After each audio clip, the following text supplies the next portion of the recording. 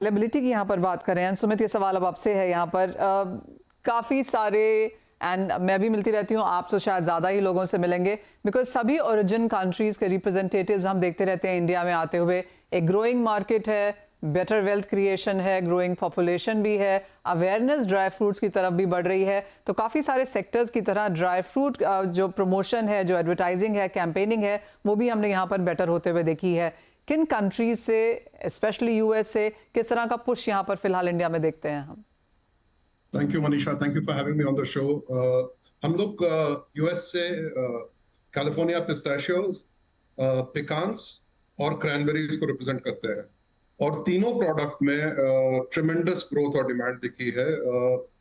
पिस्ता जो आज से 4-5 साल पहले करीब 9,000 टन था, आज करीब 40,000 टन के आसपास आने को है।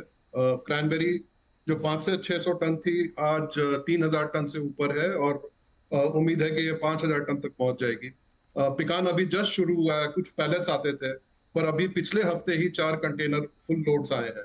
तो ये सारे प्रोडक्ट्स में ट्रिमेंडस ग्रोथ है। पूरी दुनिया हमारी ओर देख रही है। हम लोग काम करते हैं यूएस के साथ, चिले के साथ और ऑस्ट्रेलिया के साथ, और पूरी दुनिया इंडिया में देख रही है।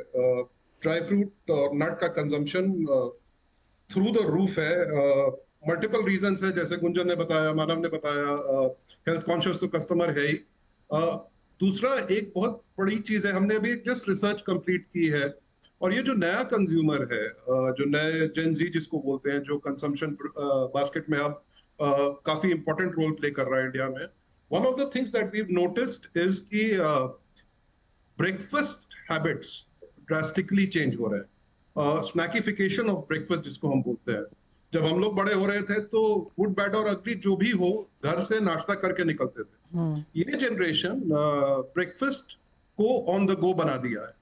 And when you have breakfast on the go, there is suddenly need for 11 a.m. snack, 4 p.m. snack, और उस कैटेगरी में dry fruit and nuts tremendously fit हो रहे हैं, और वहां पे ग्रोथ आ रही है। एक और एरिया है जहां हम देख रहे हैं, जहां आपने प्राइस का पूछा था मनीषा, हमने देखा है, I been a retailer in the past, हमने देखा है कि स्पेशली फेस्टिव सीजन में Indian consumer tends to break their price bracket. तो जो SEC B है, वो फेस्टिव सीजन में SEC A जैसा बिहेव करता है।